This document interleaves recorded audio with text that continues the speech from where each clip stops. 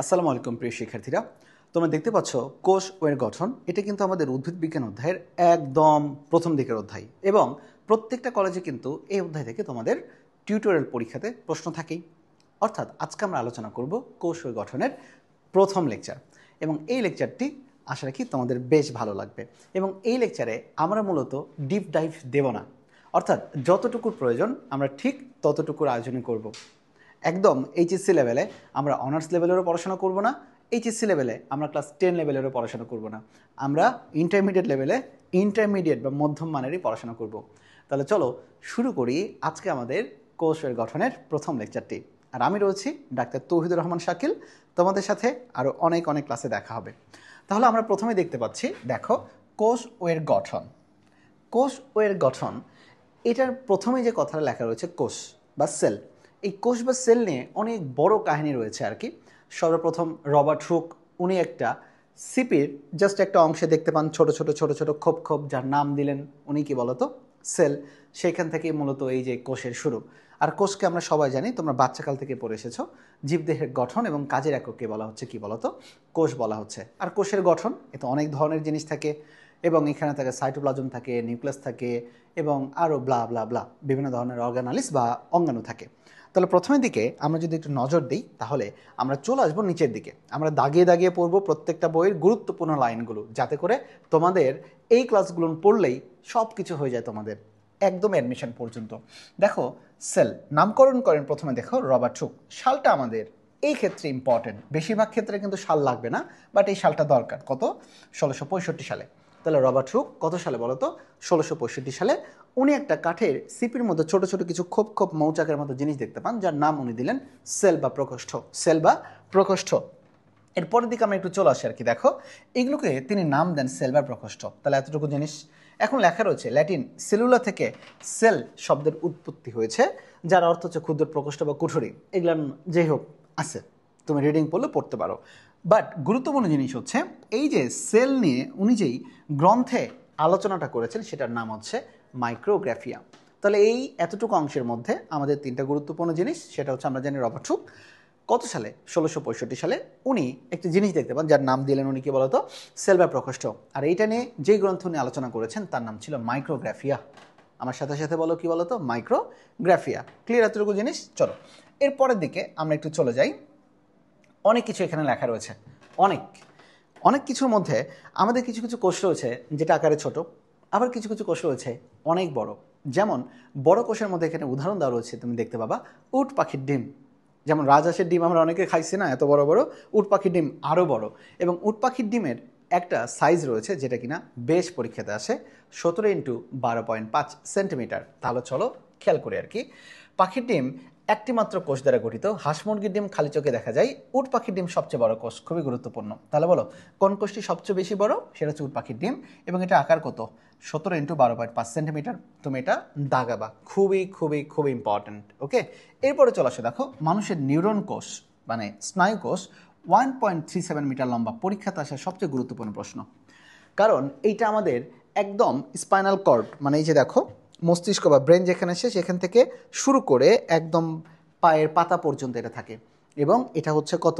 1.37 metre লম্বা। তাহলে যদি কখনো বলা হয় মানুষের নিউরন কোষ কত মিটার লম্বা? 1.37 মিটার। পরীক্ষাতে কিন্তু এখানে মিটারের বদলে সেন্টিমিটার দিয়ে দিতে পারে, ভুল করা যাবে না। তাহলে দুইটার সাইজ আমরা দেখে ফেললাম। বড় কোষ হচ্ছে কি বলতো? বড় কোষ হচ্ছে উট পাখির ডিম, 17x12.5 সেন্টিমিটার। আর মানুষের ক্ষেত্রে স্নায়ুকোষ বা নিউরন কোষ যেটা, সেটা হচ্ছে 1.37 মিটার। এছাড়াও দেখো অনেক কিছু বলা রয়েছে। এখানে একটা কথা বলা রয়েছে অ্যান্টনি ভন লিউয়েনহুক, গুরুত্বপূর্ণ একটা বিজ্ঞানী। দেখো বিজ্ঞানী অ্যান্টনি ভন লিউয়েনহুক কী করেছেন? উনি পরবর্তীতে 1674 সালে কোষপ্রাচীর ছাড়াও ভেতরে পূর্ণাঙ্গ কোষীয় দ্রব্যসহ জীবিত কোষ পর্যবেক্ষণ করেন।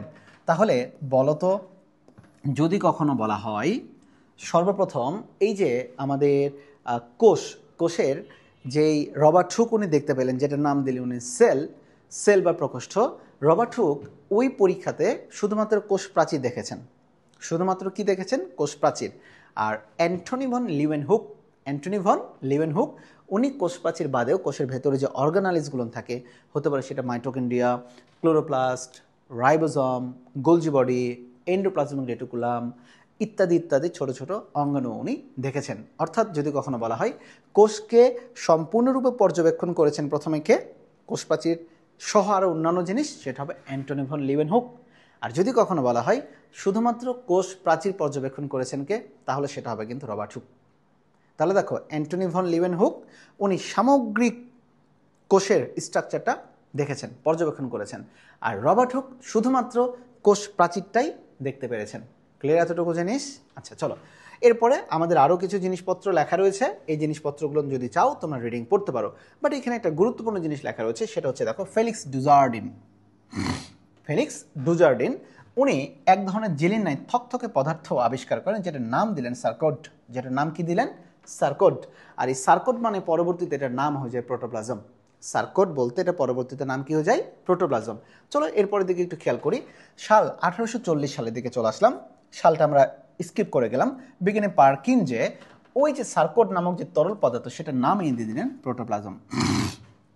তাহলে একটা জিনিসের দিকে খেয়াল করি, ফেলিক্স ডুজার্ডিন আমাদের কোষের ভেতরের দিকে একটা তরল থকথকের মতো পদার্থ থাকে যার নাম দিলেন সার্কোড। যাহাই সার্কোড সেটারই পরবর্তীতে নাম হয়ে গেল প্রোটোপ্লাজম। পথে প্রোটোপ্লাজম, পথে পারকিনজে, মনে রাখার জন্য পথে প্রোটোপ্লাজম, পথে পারকিনজে। ক্লিয়ার এতটুকু জিনিস এটাতে? আমার মনে হয় এই জিনিসটা তোমরা খুব সহজেই বুঝতে পারবে আর কি এটাতে। ক্লিয়ার? আচ্ছা, এখন একটা কথা আসতে পারে যে ভাইয়া প্রোটোপ্লাজম কি আর সাইটোপ্লাজম কি? চলো এই জিনিসটা আমি তোমাদের একটু বুঝিয়ে দিই। আমি যদি এখানে লিখি প্রোটোপ্লাজম, প্রোটোপ্লাজম, PLASM, মনে রাখবা protoplasm equal cytoplasm, cytoplasm plus nucleus, cytoplasm plus nucleus. তাহলে প্রোটো মানে মনে রাখবা পুরোটা। তাহলে যদি কখনো বলা হয় প্রোটো মানে কি, জাস্ট ধরে রাখো তোমার জানার সুবিধার্থে মনে রাখবা পুরোটা। তাহলে পুরোটা মানে কি? একটা কোষের সকল A to Z অংশ দ্বারা এটা গঠিত। কী কী হতে পারে? Cytoplasm plus nucleus. তাহলে সাইটোপ্লাজম এবং নিউক্লিয়াস মিলে কোষের যে অংশ গঠন করে তাকে বলা হচ্ছে প্রোটোপ্লাজম। তাহলে তুমি বলো তো সাইটোপ্লাজম কাকে বলে? তাহলে আমি যদি এখানে সমীকরণ চিন্তা করি সাইটোপ্লাজম, তাহলে কি হবে তুমি বলো তো? Protoplasm minus nucleus, protoplasm minus nucleus, তাই না রে বাবা? তার মানেটা কি? সাইটোপ্লাজম বলতে আমরা কি বুঝবো? নিউক্লিয়াস ব্যতীত প্রোটোপ্লাজমকে বলা হয় সাইটোপ্লাজম, নিউক্লিয়াস ব্যতীত প্রোটোপ্লাজমকে বলা হচ্ছে কি? সাইটোপ্লাজম। তাহলে এই জিনিসটা তোমার বেশ কিন্তু কাজে আসবে, প্রোটোপ্লাজম আর সাইটোপ্লাজমের মধ্যে পার্থক্যটা কি। চলো তারপরের দিকে আমরা একটু দেখে ফেলি আর কি এটাতে। এখন এখানে অনেক বিজ্ঞানী অনেকগুলো মতবাদ তারা দিয়েছেন। দেখো বিজ্ঞানী জিন ব্র্যাচেট কেউ বলে, বিজ্ঞানী জিন ব্র্যাকেট কেউ বলে, অ্যাজ এ উইশ। কিছু মতামত MCQ এর জন্য কি হতে পারে? কোষ হলো জীবের গঠনগত মৌলিক একক। তাহলে যদি কখনো আসে কোষ হলো জীবের গঠনগত মৌলিক একক, এটা নিয়ে কি আলোচনা করেছেন বিজ্ঞানী জিন ব্র্যাকেট বা ব্র্যাচেট। চলো আসার পরে লোই অ্যান্ড জুকেভিস উনি কি বলেছেন? কোষ হলো জৈবিক ক্রিয়াকলাপের একক যা অর্ধবেদ্য ঝিল্লি দ্বারা পরিবেষ্টিত থাকে এবং যা অন্য কোনো সজীব মাধ্যম ছাড়া আত্মপ্রজনন সক্ষম। অনেক বড় একটা সংজ্ঞা। এবারে দেখো বিজ্ঞানী হিকম্যান একটা কথা বলেছেন, বাট যেটা সবচেয়ে বেশি আমরা ব্যবহার করি বিজ্ঞানী রবার্ট টিসের মতবাদ। বলো আমরা জানি না কোষ কাকে বলে? কোষ হচ্ছে জীবের গাঠনিক এবং কার্যকারী একক। এই কথাটাই মূলত সবচেয়ে বেশি ব্যবহার করা হয়। দেখো কোষ হলো জীবের মৌলিক গঠনগত এবং কার্যগত একক। এটা পরীক্ষাতে আসার সম্ভাবনা সবচেয়ে বেশি, কারণ এটা ছোট এবং এই সংজ্ঞাটা আমরা ব্যবহার করি। তাহলে দেখো তো কোষ হলো জীবের মৌলিক গঠনগত এবং কার্যকরী একক। এই সংজ্ঞাটা বা এই মতামতটা দিয়েছেন কোন বিজ্ঞানী? বিজ্ঞানী রবার্ট টিস। অ্যাজ রেজাল্ট থেকে এখান থেকে কোনো MCQ আসে না, বাট যদিও আসে হয় 1 নাম্বার অথবা 4 নাম্বার ডি রবার্ট টিসের এই মতামতটা আসতে পারে, কারণ এটা আমরা কিন্তু বেশি ব্যবহার করি, মৌলিক গঠনগত এবং কার্যগত একক। চলো এইখানে আমাদের কিছু হাইপোথেসিস দেওয়া রয়েছে। আমরা বিজ্ঞানী স্টিফেন হকিংয়ের নাম শুনছি না? ওই যে বিগ ব্যাং থিওরি, মানে মহাবিস্ফোরণের একটা থিওরি দিয়েছেন। তো এখানে মহাবিস্ফোরণে কিছু মতামত নিয়ে তোমাদের সাথে একটু আলোচনা করি। যখন এই পৃথিবীটা শূন্য বিন্দুর মতো ছিল, এখানে তো অনেক বড় ভর ছিল, তাই না? এই শূন্য বিন্দুতে যখন বিগ ব্যাং হয়, বিগ ব্যাংয়ের ফলে এটা কি? মহাবিস্ফোরণের ফলে এই বিশ্ব ব্রহ্মাণ্ড সৃষ্টি হয়। আর যখন বিশ্ব ব্রহ্মাণ্ড সৃষ্টি হয় তখন কিন্তু এখানে ছিল শুধুমাত্র মেঘ, শুধুমাত্র গ্যাসীয় পদার্থ। তখন কিন্তু কোনো জীব বলো বা প্রাণের কোনো অস্তিত্ব ছিল না। তাহলে এই পৃথিবীতে কিভাবে প্রথম প্রাণের অস্তিত্ব ঘটলো? কিভাবে প্রথম প্রাণের আবির্ভাব ঘটলো, সেটা নিয়ে মূলত এখানে আলোচনা। এবং এই আলোচনা থেকে আমাদের সবচেয়ে বেশি আসে কিন্তু এমসিকিউ। তাহলে চলো আমরা জিনিসটা দেখে ফেলি। তাহলে প্রথম কোষের সৃষ্টি হলো কিভাবে? এই দুনিয়াতে যখন শুধুমাত্র গ্যাসীয় পদার্থ ছিল, এই গ্যাসগুলোর মধ্যে ছিল মূলত 4 ধরনের গ্যাসীয় উপাদান। এবং এটা নিয়ে অনেক বিজ্ঞানী অনেক ধরনের মতবাদ দিয়েছেন। বিজ্ঞানীদের নামের চেয়ে আমাদের বেশি গুরুত্বপূর্ণ 4 ধরনের যে গ্যাসীয় পদার্থ সেটি। প্রথমে আসবে মিথেন গ্যাস, এরপরে আসবে অ্যামোনিয়া, জলীয় বাষ্প এবং হাইড্রোজেন। কিন্তু এ দুনিয়াতে তখনকার সময়ে কোনো মুক্ত অক্সিজেন ছিল না। তাহলে চলো প্রথমের দিকে আমরা একটু চলে যাই আর কি। দেখো লেখা রয়েছে এই জায়গাটাতে, বিজ্ঞানী আলেকজান্ডার অপারিন এবং হ্যালডেন, এবং কি হ্যালডেন, বিজ্ঞানের নাম যদি মনে থাকে খুবই ভালো, না মনে রাখলে সমস্যা নেই। ওনারা প্রথমে একটা মতবাদ দেন যে এই বায়ুমণ্ডলে কী কী ধরনের গ্যাস থাকে। দেখো methane, CH4, ammonia, NH3, hydrogen এবং জলীয় বাষ্প বা পানি ছিল। কিন্তু এখানে মুক্ত কোনো অক্সিজেন ছিল না, খুবই খুবই গুরুত্বপূর্ণ। আর এই সকল গ্যাসের যে আকর্ষণ শক্তি ছিল, তাদের মধ্যে যে একটা ঘর্ষণ হয়েছিল, এই ঘর্ষণের ফলে পরবর্তীতে জৈব অণু সৃষ্টি হয়েছিল। তাহলে বলো তো এই দুনিয়াতে আদিকালে কোন কোন ধরনের গ্যাসীয় পদার্থ ছিল? একসাথে বলো। মিথেন, এরপরে কি অ্যামোনিয়া, এরপরে কি হাইড্রোজেন, এবং সবার শেষে কি ছিল বলো তো? জলীয় বাষ্প বা H2O। ছিল নাকি মুক্ত অক্সিজেন। পরীক্ষাতে তোমাদের একটা ভুল হয়ে যেতে পারে, সেটা হচ্ছে মিথেনের পরবর্তী দেখো লেখা হচ্ছে অ্যামোনিয়া। এটা একটা জিনিস লিখে রাখবে, এটা বিষাক্ত উপাদান। তাহলে অ্যামোনিয়া কোন ধরনের উপাদান? বিষাক্ত উপাদান। পরীক্ষাতে NH3 বদলে চলে আসতে পারে অ্যামোনিয়াম বা NH4। না, NH4 ছিল না, ছিল NH3, মনে যেন থাকে আর কি। এরপরের দিকে দেখো বিজ্ঞানী মিলার এবং উরেই গবেষণাগারে উপরিউক্ত গ্যাসসমূহ একত্র করে একটা ইলেকট্রন প্রবাহ চালান, এবং সেখান থেকে সৃষ্টি হয়েছিল সেই বিখ্যাত অ্যামোনো অ্যাসিড। তাহলে এই গ্যাসগুলো ছিল, তাদের মধ্যে একটা ঘর্ষণ ঘটানো হয়েছিল, ইলেকট্রন প্রবাহ দেওয়া হয়েছিল, যার ফলে দুনিয়াতে সর্বপ্রথম সৃষ্টি হয়েছিল কোন অ্যামিনো অ্যাসিড বলতো? কোন ধরনের অ্যাসিড? Amino acid. আর এই অ্যামিনো অ্যাসিডটা কিন্তু আমাদের জীবনের প্রথম সূচনা ছিল। কারণ আমরা জানি প্রোটিন কাকে বলে? অ্যামিনো অ্যাসিডের পলিপেপটাইড চেইনকেই প্রোটিন বলে। তাহলে আমি যদি লিখি অ্যামিনো অ্যাসিড বা অ্যামাইনো অ্যাসিড, এর কোন চেইনকে বলতো? Polypeptide chain. তাহলে পলিপেপটাইড চেইনকেই বলা হয় প্রোটিন। তাহলে অ্যামিনো অ্যাসিডের পলিপেপটাইড চেইনকেই বলা হয় প্রোটিন, তাই না? তাহলে প্রোটিনই কিন্তু আমাদের জীবনের ভাষা, প্রোটিনকেই বলা হয় জীবনের ভাষা। তাহলে বলো তো সর্বপ্রথম কোন অ্যাসিড এসেছিল? অ্যামাইনো অ্যাসিড এসেছিল। আর এই অ্যামাইনো অ্যাসিড থেকে পরবর্তীতে RNA এবং DNA তৈরি হওয়ার মাধ্যমে এই বিশ্বব্রহ্মাণ্ডের উন্নত জীবের আবির্ভাব ঘটে আর কি। অনেকে মনে করেন আদি জীবন সম্ভবত সরল RNA ছিল, যা থেকে পরে প্রোটিন তৈরি হয়েছিল। এই যে দেখো প্রোটিনের কথা বলেছে। এ ধারণা RNA ওয়ার্ল্ড হাইপোথিসিস নামে পরিচিত। তাহলে এই বিশ্বব্রহ্মাণ্ডে প্রথম আসছিল মূলত কি বলতো? DNA নাকি RNA? তাহলে আসছিল মূলত RNA। এবং এই যে একটা হাইপোথিসিস, এটাকে বলা হয় RNA ওয়ার্ল্ড হাইপোথিসিস। ক্লিয়ার এতটুকু জিনিস? তাহলে এখানকার সবচেয়ে গুরুত্বপূর্ণ জিনিস হচ্ছে কোনটা? মিথেন, অ্যামোনিয়া, হাইড্রোজেন, পানি।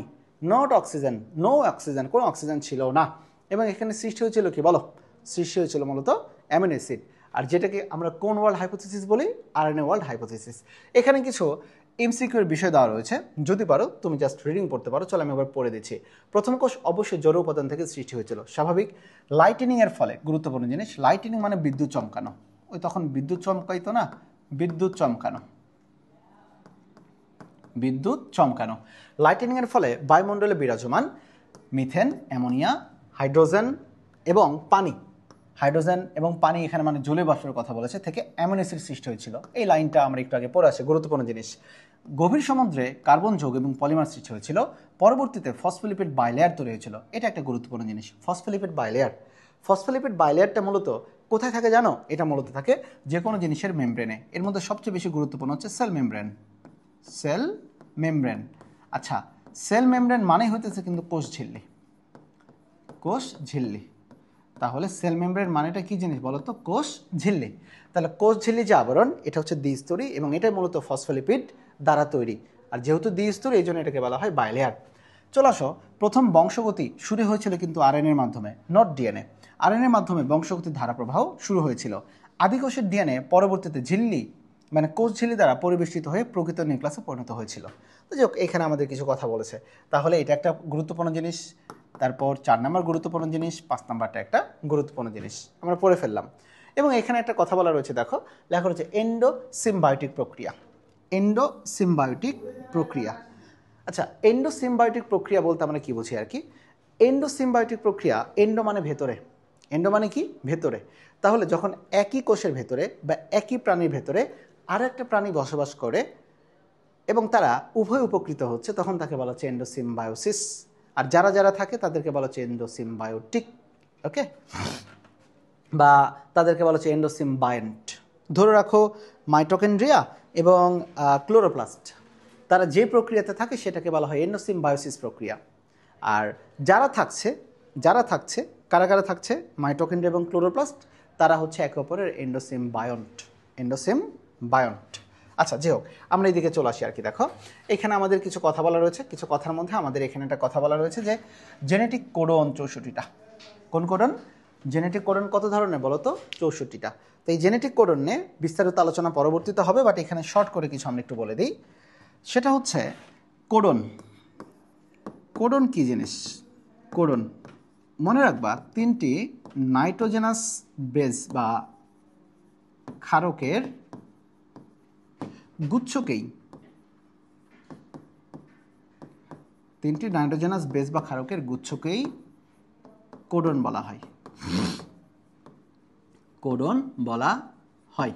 ওকে, যেমন, আচ্ছা যেমন তো যে কোনো জিনিস ধরে রাখো, যেমন AUG, অ্যাডেনিন, ইউরাসিল এবং গুয়ানোসিন বা গুয়ানিন, এই 3টা মিলে একটা কোডন হতে পারে, অ্যাজ এ উইশ। এরপরে আমরা মনে রাখবো মোট কোডন একটু আগে বলা হয়েছে কতটি? 64টি। ওকে, এর মধ্যে স্টপ কোডন থাকে হচ্ছে 3টি। কয়টি? 3টি। তাহলে বলো তো কার্যকারী কোডন কতটি? তোমরাই পারবা। কার্যকারী কোডন হচ্ছে 61টি। ওকে, তাহলে আমরা গুরুত্বপূর্ণ জিনিস জানলাম, 3টি নাইট্রোজেন ক্ষারকের গুচ্ছকে বলা হচ্ছে কোডন। কোডনের সংখ্যা হচ্ছে 64টি, স্টপ কোডন হচ্ছে 3টি, তাহলে কার্যকারী কোডন হচ্ছে 61টি। এই যে স্টপ কোডন যে 3টি, এই স্টপ কোডন 3টি কারা কারা, এটা একটু তোমরা একটু লিখে ফেলবা, খুবই গুরুত্বপূর্ণ। UAA, UAG আর UGA, এই 3টা হচ্ছে আমাদের স্টপ কোডন। স্টপ কোডন আসলে কোনো অ্যামিনো অ্যাসিড তৈরি হয় না, বা কোনো অ্যামিনো অ্যাসিডের মাধ্যমে প্রোটিন যে তৈরি হওয়ার যে প্রক্রিয়াটা থাকে সেটা টোটাল স্টপ হয়ে যায় বা বন্ধ হয়ে যায়। তাহলে আমার মনে হয় যে কোডনে তোমাদের বেসিক কিছু আলোচনা এখানে তোমরা বুঝতে পেরেছো। আরও পরবর্তীতে অনেক বিস্তারিত আলোচনা থাকবে এই অধ্যায়ের। চলো দেখি এরপরের দিকে আমাদের কিছু লেখার মধ্যে এই জায়গায় একটা কথা বলা রয়েছে, সেটা হচ্ছে এন্ডোসিম্বায়োসিস। একটু আগেই আমি তোমাদেরকে বললাম এন্ডোসিম্বায়োসিস। চলো আমরা আগে একটু পড়ে ফেলি আর কি।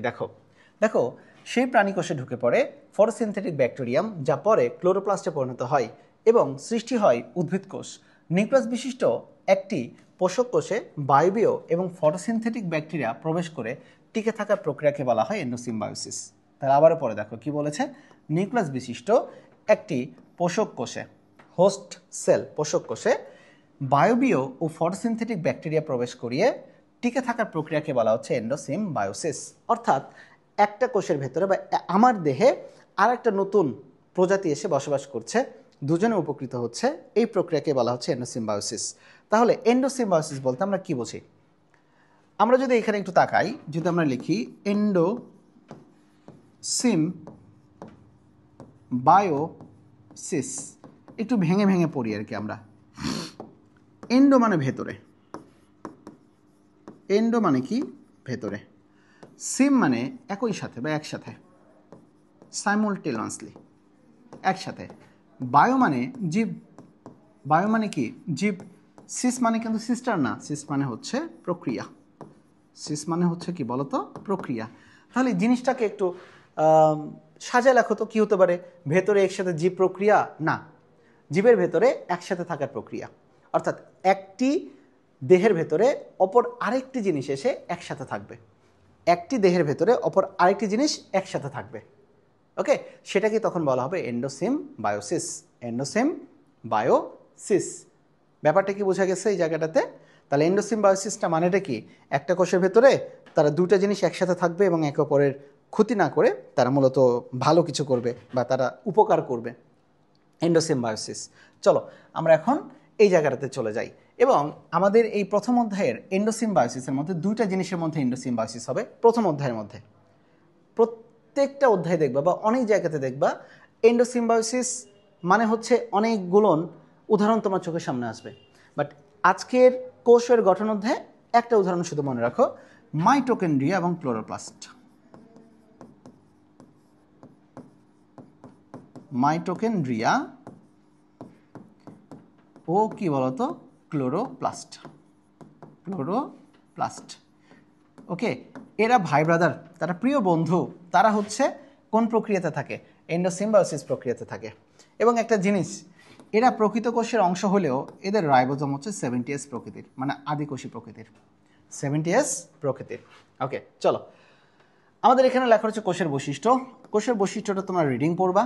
আমি একবার রিডিং পড়ে দিচ্ছি, দেখো লেখা রয়েছে, জীবনের জন্য প্রয়োজনীয় সকল গাঠনিক এবং আণবিক উপাদান কোষে থাকে। প্রয়োজনীয় কাঁচামালের এর ভেতরে গ্রহণ করতে পারে, কাঁচামাল ব্যবহার করে প্রয়োজনীয় শক্তি সংগ্রহ করতে পারে এবং নিজের প্রয়োজনীয় অঙ্গাণুগুলোকে সংশ্লেষ করতে পারে, সুনিয়ন্ত্রিতভাবে বেড়ে উঠতে পারে, চারপাশে যে কোনো উত্তেজনার প্রতি সাড়া দিতে পারে। 6 নম্বরে সে ইম্পর্টেন্ট, একটা হোমিওস্ট্যাটিক অবস্থা, মানে পরিবেশের অবস্থার তারতম্যের মাঝেও অভ্যন্তরীণ স্থিতি বজায় রাখা, অর্থাৎ একটা হোমিওস্ট্যাটিক অবস্থা কোষ বজায় রাখতে পারে।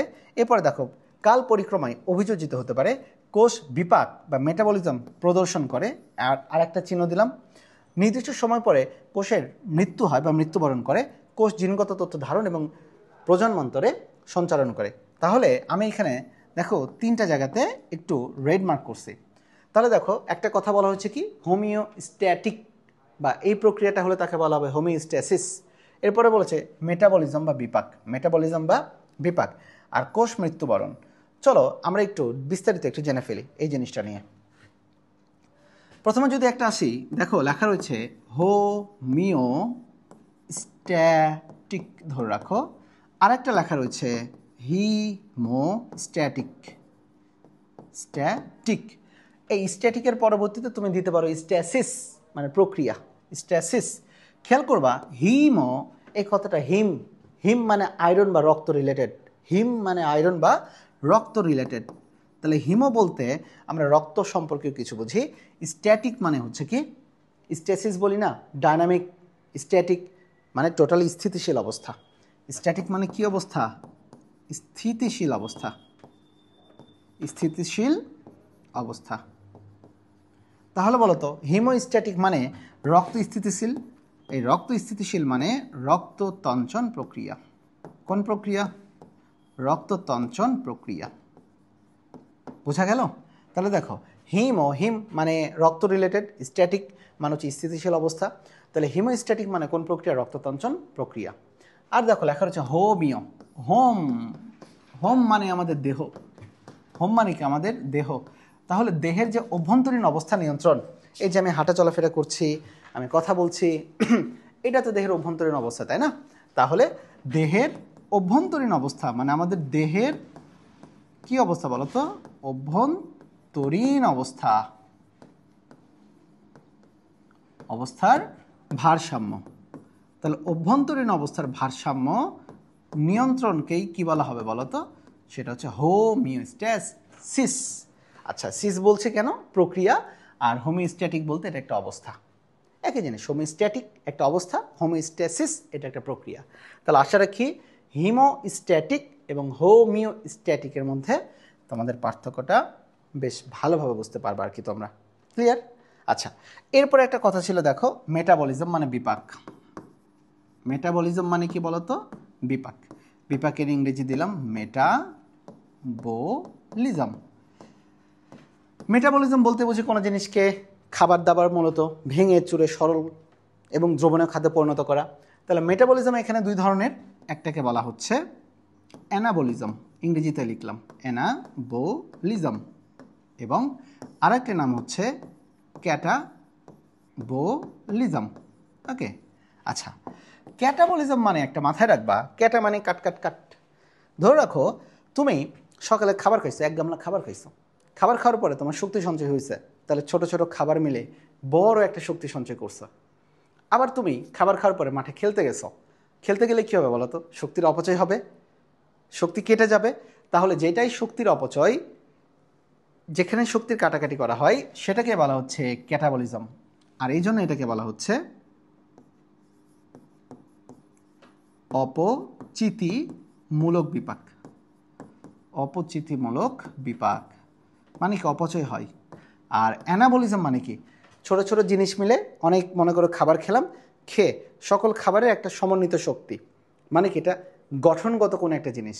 আর ক্যাটাবলিজম হচ্ছে ধ্বংসাত্মক কোনো জিনিস। তাহলে খেয়াল করো, অ্যানাবলিজমকে বলা হচ্ছে উপচিতি, নট অপচয়, উপচিতিমূলক বিপাক। তাহলে আশা রাখি তোমরা বিপাকটার ব্যাপারটা বুঝতে পারছো। মেটাবলিজম দুই ধরনের, অ্যানাবলিজম এবং ক্যাটাবলিজম। অ্যানাবলিজম হচ্ছে গঠনমূলক, ক্যাটাবলিজম কাট কাট কাট মানে ক্ষয়মূলক, যে জন্য এটার নাম হচ্ছে অপচয় থেকে অপচিতিমূলক বিপাক। অপচয় থেকে অপচিতিমূলক বিপাক। 3 নম্বর পয়েন্টে যেটা আলোচনা, সেটা হচ্ছে কোষীয় মৃত্যু। বললো না কিছু নির্দিষ্ট সময় পর পর কোষ মারা যায়, কোষীয় মৃত্যু। মনে রাখবা, কোষীয় মৃত্যুকে বলা হচ্ছে সেল ডেথ। কোষীয় মৃত্যু মূলত দুই ধরনের স্বাভাবিক। একটাকে বলা হচ্ছে নেক্রোসিস, আরেকটাকে বলা হচ্ছে অ্যাপোপ্টোসিস। বাচ্চারা, এই অ্যাপোপ্টোসিসটা হচ্ছে সাধারণ মৃত্যু কোষের। যেমন শীতকালে আমাদের হাতে চামড়া ওঠে, ঠোঁটে চামড়া ওঠে, বা 120 দিন পর পর আরবিসি মরে যায়, এটা হচ্ছে স্বাভাবিক প্রক্রিয়া। তাহলে অ্যাপোপ্টোসিসকে এর জন্য বলা হয় জেনেটিক্যালি মৃত্যু। জেনেটিক্যালি মৃত্যু। তাহলে অ্যাপোপ্টোসিসকে কী বলা হয় বলো তো? জেনেটিক্যালি মৃত্যু। ক্লিয়ার? আর নেক্রোসিস, নেক্রে মানে তো খারাপ না? তাহলে খারাপ কোনো প্রভাবে যদি কোষ মারা যায়, হতে পারে বিষক্রিয়া, হতে পারে পুষ্টির অভাব ইত্যাদি কারণে যদি কোষ মারা যায়, তখন সেটাকে বলা হবে নেক্রোসিস। তাহলে কিসের অভাবে হতে পারে? পুষ্টির অভাবে হতে পারে, অথবা বিষাক্ত প্রভাবে হতে পারে। প্রভাবে কোষের মৃত্যু, কোষের মৃত্যু হতে পারে, তাই না? তখন সেটাকে বলবো নেক্রোসিস। তাহলে এই যে কোষের কিছু বৈশিষ্ট্য আমরা পড়লাম, এই বৈশিষ্ট্যগুলো নিয়ে মূলত আমাদের সকল জিনিস ব্যাখ্যা করা শেষ। আচ্ছা, এখানে তোমাদের একটা আদর্শ প্রাণী কোষের ছবি দেওয়া রয়েছে, ইলেকট্রন মাইক্রোস্কোপে এটা দৃশ্যমান। এই ছবিটা তোমরা যদি চাও তোমরা একটু বাসায় প্র্যাকটিস করতে পারো, এবং তোমাদের প্র্যাকটিক্যালে মাঝে মধ্যে আসে, প্র্যাকটিস করাটা ভালো আর কি। চলো এরপরের দিকে দেখি। আমরা এখানে কিছু ছোটোখাটো জিনিস লেখা রয়েছে, সেটা হচ্ছে কোষের একই জিনিস। কোষ হলো জীবদেহের গঠন এবং কাজের একক। চলে আসে কোষীয় অঙ্গাণু। কোষের মধ্যে যে ছোট ছোট অংশগুলো থাকে তাকে বলা হচ্ছে কোষীয় অঙ্গাণু, যেমন mitochondria, chloroplast, Golgi body, endoplasmic reticulum, lysosome, ribosome ইত্যাদি। তাহলে কী কী বলেছে? যেমন মাইটোকন্ড্রিয়া, এন্ডোপ্লাজমিক রেটিকুলাম এবং রাইবোজোম, এই কথাটা তারা বলেছে আর কি এটাতে। ওকে, আচ্ছা চলো আসি আর কি। দেখো এখানে লেখা হচ্ছে কোষবিদ্যা। আহামর এখান থেকে কোনো কিছু নাই। কোষকে নিয়ে যেখানে আলোচনা করা হয় তাকে কোষবিদ্যা বলে, বা ইংরেজিতে দেখো লেখা হচ্ছে সাইটোলজি। তাহলে ইংরেজিতে কি বলা রয়েছে? সাইটোলজি। সাইটো মানে কোষ, সাইটো মানে কি? কোষ, লজি মানে জ্ঞান বা বিজ্ঞান। গুরুত্বপূর্ণ জিনিস হচ্ছে দেখো, রবার্ট হুক কোষবিদ্যার জনক। তাহলে এই জিনিসটা ভুল করা যাবে না। তাহলে যদি কখনো বলা হয় কোষবিদ্যার জনককে রবার্ট হুক, আর যদি কখনো বলা হয় আধুনিক কোষবিদ্যার জনককে সোয়ানসন। আধুনিক কোষবিদ্যার জনককে সোয়ানসন। তাহলে বলো, কোষবিদ্যার জনককে রবার্ট হুক, আর আধুনিক কোষবিদ্যার জনককে বলো দেখি? সেটা হচ্ছে সোয়ানসন। এখানে ভুল করা যাবে না। আচ্ছা, এখানে এমসিকিউর জন্য একটা গুরুত্বপূর্ণ জিনিস দেখো, সেল থিওরি বা কোষতত্ত্ব। কোষতত্ত্ব মূলত তিনজন বিজ্ঞানী মিলে জাস্ট তারা 3টা লাইন দিয়েছেন। এই 3টা লাইন, এটাকে বলা হয় কোষতত্ত্ব বা সেল থিওরি। বিজ্ঞানের নাম হচ্ছে জ্যাকব স্লাইডেন, থিওডর সোয়ান এবং ভার্চু। তাহলে দেখো, বিজ্ঞানী স্লাইডেন, থিওডর সোয়ান এবং ভার্চু, এই 3টা মিলে তারা প্রদান করেন কোনটা? কোষতত্ত্ব। আর এই কোষতত্ত্ব হচ্ছে মূলত 3টা জাস্ট লাইনের সমন্বয়। জীব কোষ দ্বারা গঠিত, সহজ জিনিস। কোষ জীব বা জীবনের গাঠনিক ও কার্যকরী ক্ষুদ্রতম মৌলিক একক, এটা আমরা জানি। সকল কোষ পূর্বাস্থিত কোষ থেকে সৃষ্টি, মানে যে কোনো কোষ তার মাদার সেল থেকে সৃষ্টি। তো যাই হোক, কোষতত্ত্ব দিয়েছেন কোন কোন বিজ্ঞানী? স্লাইডেন, সোয়ান, ভার্চু। দন্ত স স ভা, স স ভা, স স ভা, স্লাইডেন, সোয়ান আর ভা মানে ভার্চু। এটা হচ্ছে কোষতত্ত্ব প্রদান করেন আর কি। ওকে, এই জায়গাতে আমাদের আরও কিছু লেখা রয়েছে। লোহে এবং জোকোভিচের কথা, তারা একটা মতবাদ দিয়েছেন কৌশল একটা বৈষম্যভিত্তিক ঝিলের দ্বারা সীমাবদ্ধ জীব কার্যকলাপের একক, যা অন্য কোনো সজীব মাধ্যম ছাড়া আত্মপ্রজননে সক্ষম। যদি পারো জাস্ট রিডিং পড়ার জন্য কোষের প্রকারভেদের দিকে আসি। এইখান থেকে আমাদের কিছু প্রশ্ন আসতে পারে। দেখো, শারীরবৃত্ত কাজের ভিত্তিতে কোষকে দুই ভাগে ভাগ করা হয়েছে। একটাকে বলা হচ্ছে দেহকোষ, খুবই গুরুত্বপূর্ণ জিনিস। দেহকোষের ইংরেজি নাম হচ্ছে সোমাটিক সেল। কি সেল? Somatic sell. এবং দেহ বলতে বোঝাই সোমা, SOMA। তাহলে দেহকোষ থাকলে অবশ্যই আরেকটা থাকবে জননকোষ, যার নাম হচ্ছে গ্যামিট। যার নাম কি? গ্যামিট, অথবা রিপ্রোডাক্টিভ সেল। Reproductive sell. বাবা মনে রাখবা, গ্যামিট বলতে আমরা মানুষের ক্ষেত্রে বুঝাই মাত্র দুইটা জিনিসকে।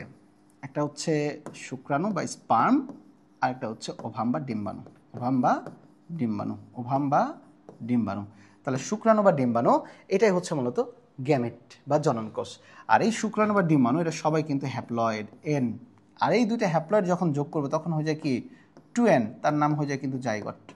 তার নাম হয়ে যায় কি তখন? বলতো জাইগট। ব্যাপারটা কি বোঝা গেছে এটাতে? তাহলে জননকোষ সবসময় হবে কোনটা বলতো?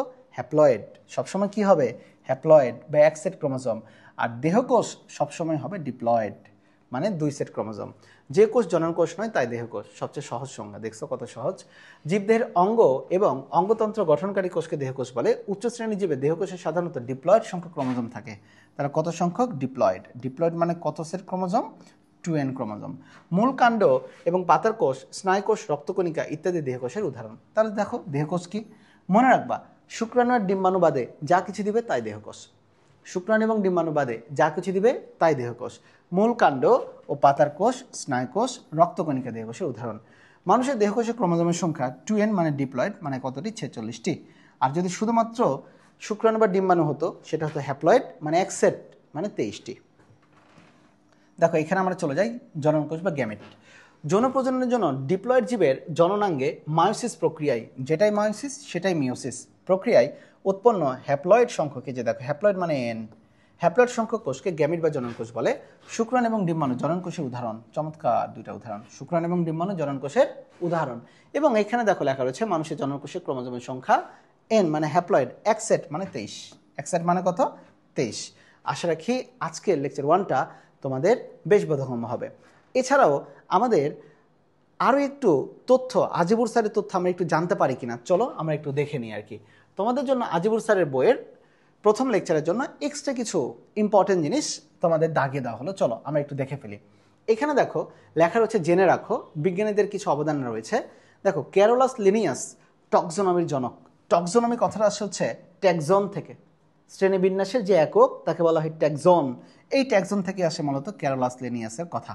ক্যারোলাস লিনিয়াসের কথা এখান থেকে আসছে। এবং ক্যারোলাস লিনিয়াস কিসের জনক বলতো? ট্যাক্সোনমির জনক। ক্লিয়ার? চলে আসো, থিওফ্রাস্টাস উদ্ভিদ বিজ্ঞানের জনক। উদ্ভিদ বিজ্ঞানের জনক। ইনকোয়ারি ইন্টু প্ল্যান্টস তার বিখ্যাত একটা বই, গুরুত্বপূর্ণ জিনিস। তারা বলো থিওফ্রাস্টাস কিসের জনক? উদ্ভিদ বিজ্ঞানের জনক। এবং ওনার একটা বিখ্যাত বইয়ের নাম কি? Inquiry into plants. এটা কিন্তু আমাদের বেশ আসে।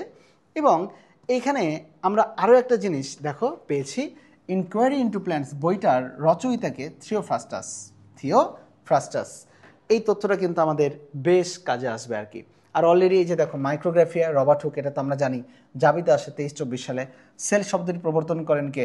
ইংরেজ বিজ্ঞানীকে রবার্ট হুক। এবং আমরা জানি কোষবিদ্যার জনক হচ্ছে রবার্ট হুক, আর আধুনিক কোষবিদ্যার জনক হচ্ছে Carl P Swanson. Carl P Swanson. Okay, আর এছাড়া আমাদের খুব বেশি কিছু এদিকে আর গুরুত্বপূর্ণ নেই।